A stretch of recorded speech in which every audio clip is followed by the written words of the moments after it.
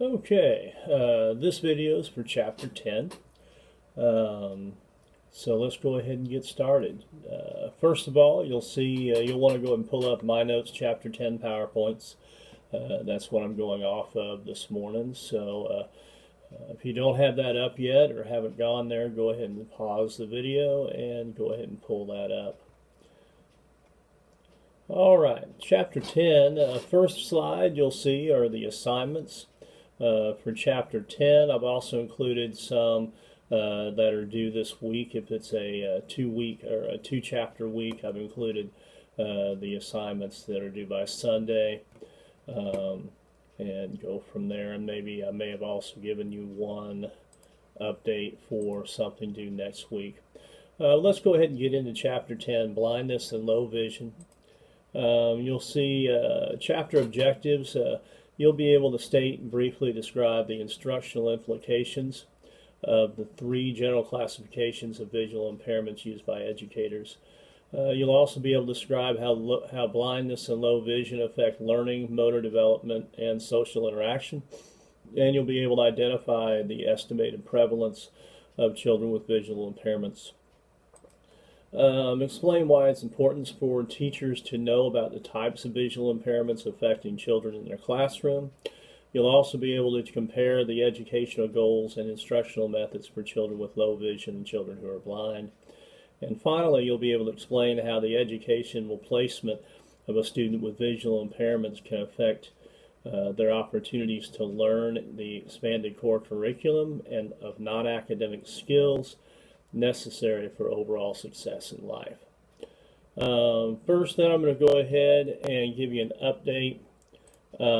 General classifications: totally blind, functionally blind, and low vision are the 3 classifications that you'll want to know the difference of. It will help you understand the different students you may have in your classroom and how you can work with them. The next 2 slides talk about what are the instructional implications of 3 general classifications of visual impairments that educators use. And go into a little detail. Totally blind is no vision. Functionally blind receives so little information from vision that other senses are primarily used. And low vision receives information from sight but needs to use other senses to supplement. And these general classifications imply that for the first 2 types of students, instruction should primarily focus on teaching a child compensatory skills such as learning to read Braille and mobility training. For children with low vision, you can have classroom adaptations, optical devices, and large print can be used as assistive technology to support the student when reading or engaging in activities that require sight. And I'll go into those a little bit. I've got a couple examples that I'll talk about later on. The age of onset of visual impairment is also an important consideration in programming. Children who have been blind from birth have no visual history to apply to their current learning needs, whereas adventitiously blind children, on the other hand, have some visual experiences which typically facilitate the teaching of many skills because they've been able to have some sight, some knowledge of what things are that you can build on those past experiences to help them learn. The legal definitions based on visual acuity and field of vision. You'll need to know some of these numbers. A person whose visual acuity is 2200 in the better eye with the use of a corrective lens is considered blind. A person whose visual acuity falls between 2070 and 2200 in the better eye after correction is considered partially sighted for legal purposes. IDA definitions of visual impairments emphasize the relationship between vision and learning. Totally blind receives no useful information through the sense of vision and uses tactile and auditory senses for all learning, whereas functionally blind learns primarily through the auditory and tactile senses, and low vision uses vision as a primary means of learning but supplements by using tactile auditory input. And we talked a little bit about that earlier. The age of onset. Congenitally blind, visual impairment is present at birth, a background of learning through hearing, touch, and other nonverbal visual senses. So they'll have to learn by something other than their sight in your classes, whereas adventitiously blind Visual impairment is acquired and a visual memory of things retained, so they do have some memory. Cognition and language. Perform more poorly than sighted children on cognitive tasks requiring comprehension or related different items of information.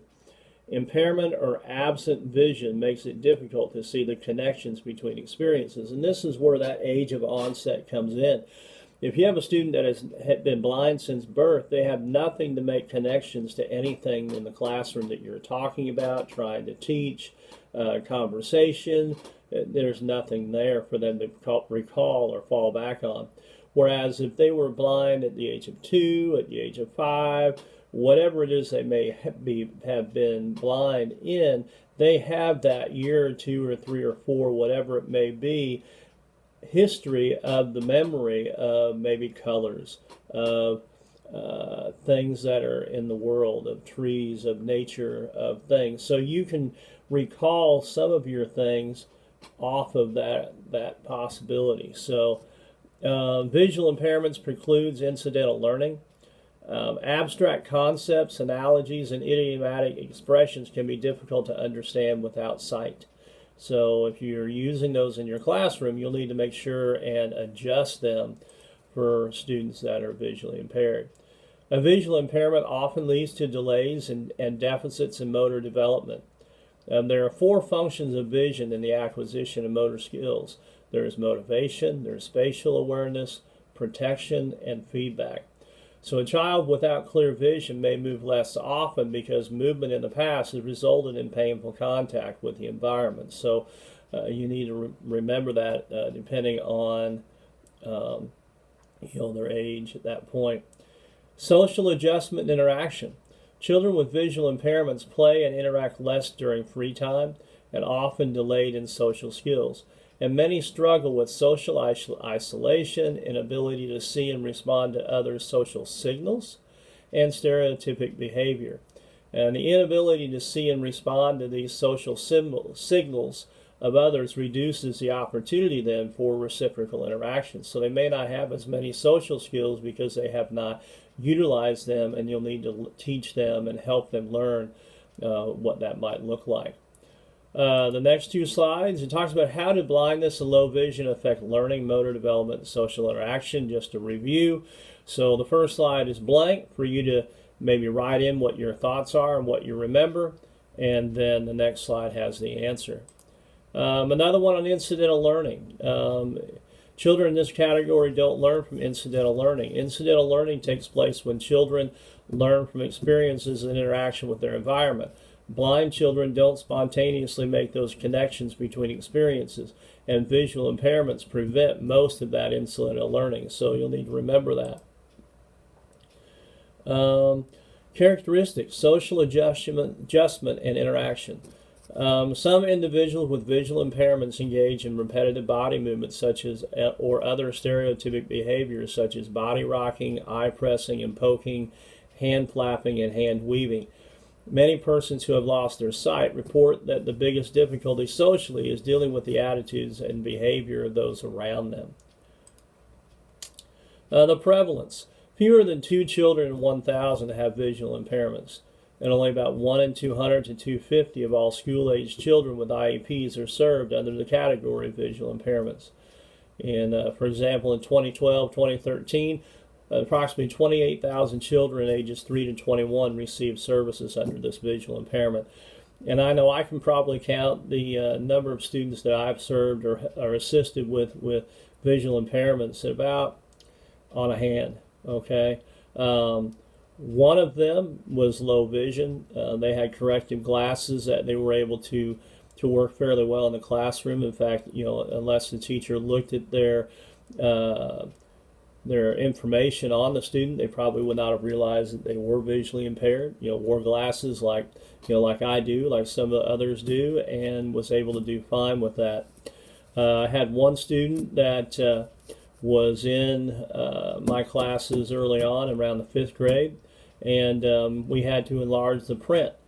And so we would then take any type of worksheet, for instance, would need to be put into a copy machine and enlarged, and one piece of paper would end up being 4 pieces of paper by the time it was done. So think about, as a teacher, the time it's going to take you to make sure that you're able to enlarge those worksheets, especially if you have a packet of 10 pages, which doesn't seem like much front and back, but when you're looking at enlarging that, you're talking probably about 4 pages for each one, and you can't really do front and back on those, so you're going to be doing a lot of paperwork on that one. Luckily, technology has come around quite a bit since I was first started, and so computers can automatically enlarge. I know this student here, kind of a progression.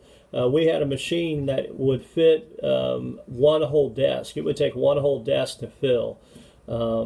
And he would use this as a way of enlarging any documents that didn't need to be written on, just need to be read. He could put a book underneath it, papers underneath it, whatever, and he could enlarge that.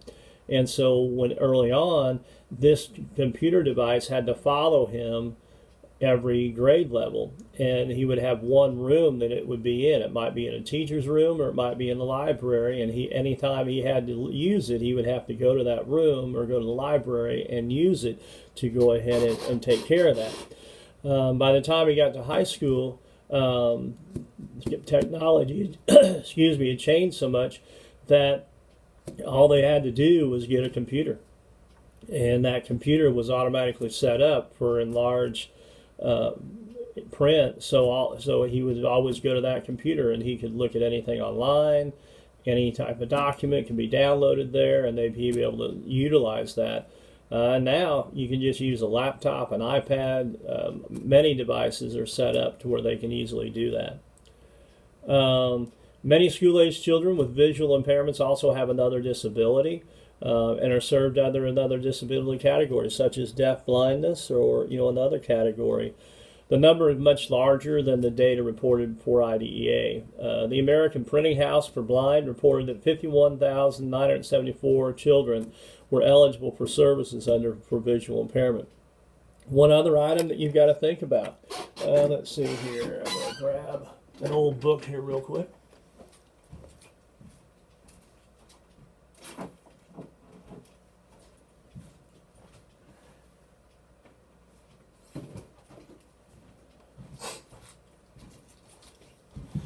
Okay, typical book, about that thick and that big. For a student that needs enlarged print, let's say they're low vision and they need to have large print. Schools, if they're on an IEP, they will have to get books in large print. Many times I'd have to look a good 6 months in advance for this student to get those books prepared. It used to be, and I think it still is at this point, some of the prisons will, part of their job is make these things in large print, and the school districts would put the order in, and then around May we would get big boxes in that would have the books that the student would be using. For instance, this book here, you're probably looking at another about this high, another 5 inches maybe on the height, and maybe another 3 inches this way. And a book of this size would probably be about 4 volumes of 4 books to equal this one in large print. And when you think about a high schooler that has 6 or 7 classes, you're not going to fit that in a backpack, and you're not going to have the student want to do that. So teachers had to be very knowledgeable about what chapters, what items they were going to be utilizing, so that they would just have that student would just have that one of the volumes for that book they would have to maybe take home with them to read or something like that. And you wouldn't typically have 2 copies. I know a lot of times early on they might have a home set of books and a school set of books, but in this case here that's not exactly feasible on that one either. Then I've got another slide I want you to kind of look at and try to answer. How might the fact that visual impairments are a low incidence disability affect the child's access to special education related services? So put your thoughts in there, write your thoughts down, and then go to the next slide, and you'll see the answer. Now I want to talk about how we see. And you will need to know parts of this for the test. The quiz is coming up. Effective vision requires proper functioning of 3 anatomical systems in the eye. The optical system collects the focused light energy reflected from objects in the visual field. The muscular system enables the ocular motility, and the nervous system converts that light energy into electrical impulses that transmits information to the brain. As light passes through the eye, then, several structures bend or reflect the light to produce a clear image. And you use the cornea, the aqueous humor, the pupil, the lens, the vitreous humor, and the retina are all utilized in that.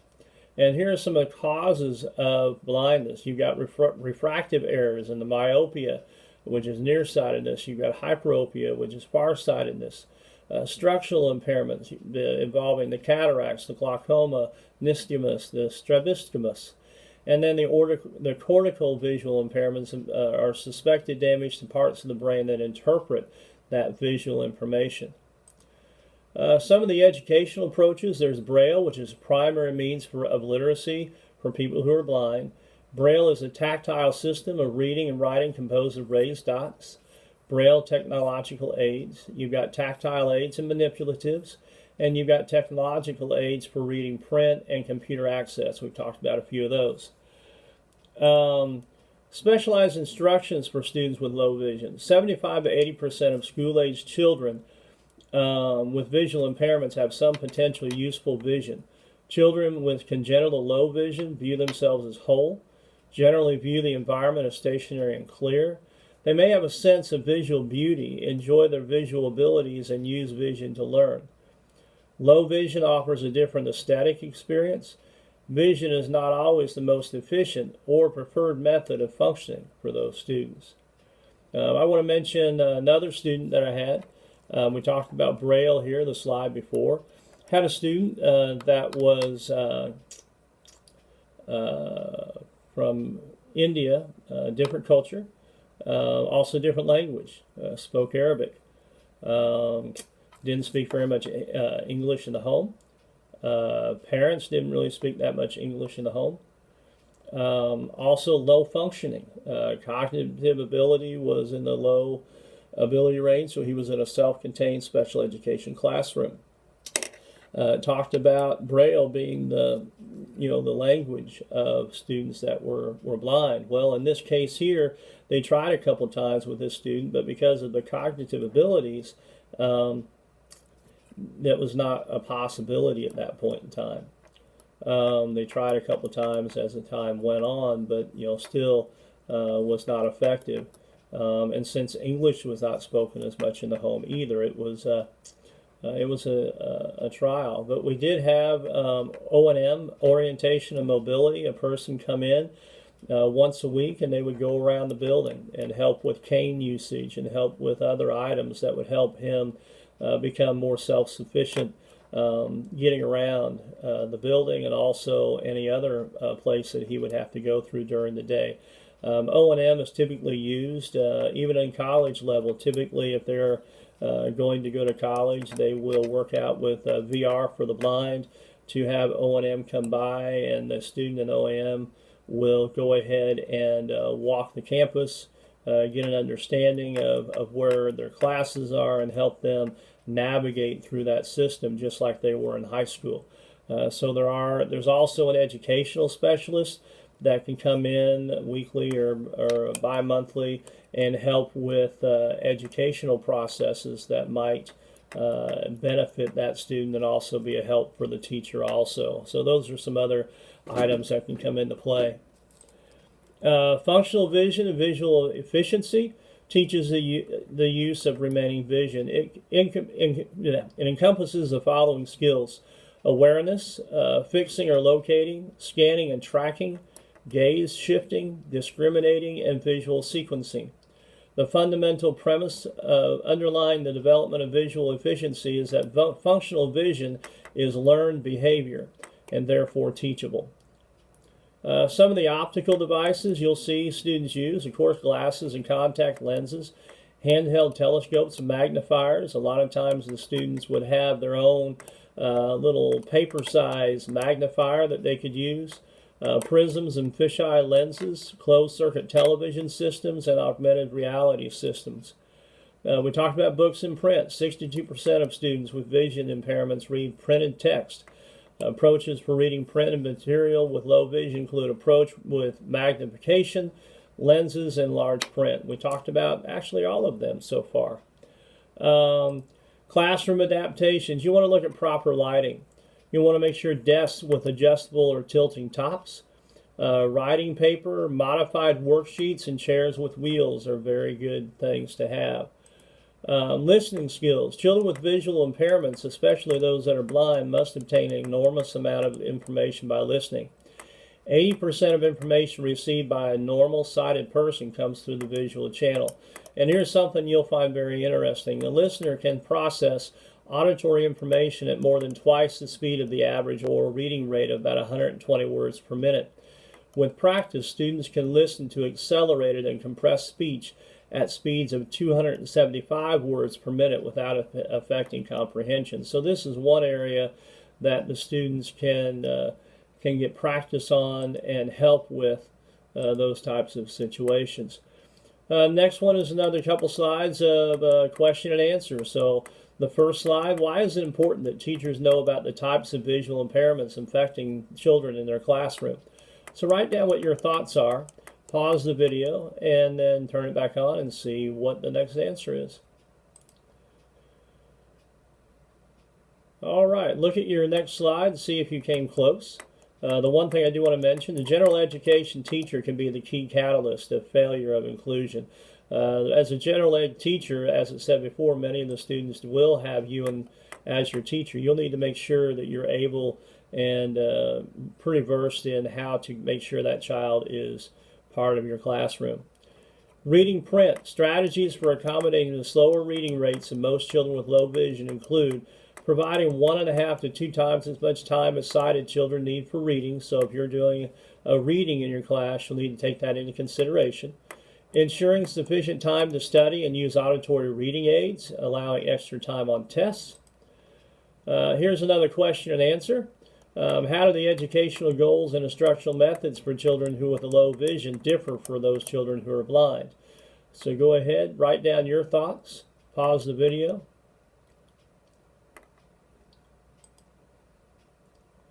And go ahead and look at the next slide, look at what it says, and you might highlight some things that you think you need to read a little bit more about. Placement options. Most children with visual impairments are educated in public schools. 65% are members of general ed classrooms. 13% are resource room for each day, and 11% are served in separate classrooms. There's only 4% that attend residential schools.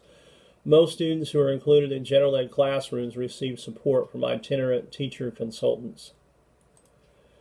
Most important factor for successful inclusion of students with visual impairments is a skilled and supportive general ed teacher. Suggesting for supporting students with visual impairments include communicate with clarity and respect, and expect and enable independence. What do the blind people want from society? Typically, they want the opportunity to be equal and the right to be different. Print and Braille are equal but different. Need for independent travel is similar, but skills are learned differently, and concepts and learning requires different experiences for blind persons.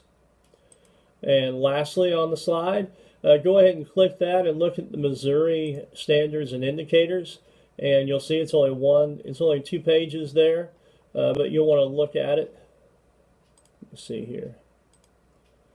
I think it went to the wrong one. Let me double check here. I just checked this, now I want to double check it. Yeah, you had the right one. Yeah, it is only 1 page. I thought that was odd. I had another one on my screen from yesterday. But yeah, go ahead and look at visual impairment blindness. You'll see what the schools need to write down and prove when they're doing their evaluation. The next part, I want to go ahead and go through the discussion board for blindness and low vision. think this one you will find interesting.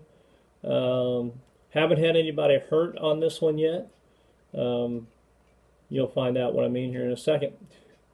What you're going to do on this one is you're going to find a partner, someone you trust. You're going to cover your eyes using a blindfold or a scarf, or keep them tightly closed if you're really, really good at not peeking. Have them take you somewhere outside your own home, apartment, or dorm room. Take a short walk with them. It doesn't have to be far. You might be around the block, around campus. Then come back to this discussion area and write your impression of the exercise. And then make sure and comment to at least 3 peers' posts. Many times I hear very good comments about what you learned during this. It may seem simple, it may seem odd, but I think after you get done with the exercise, you will understand. So anyway, that's all I have for today. You all have a great week, and I'll see you next week.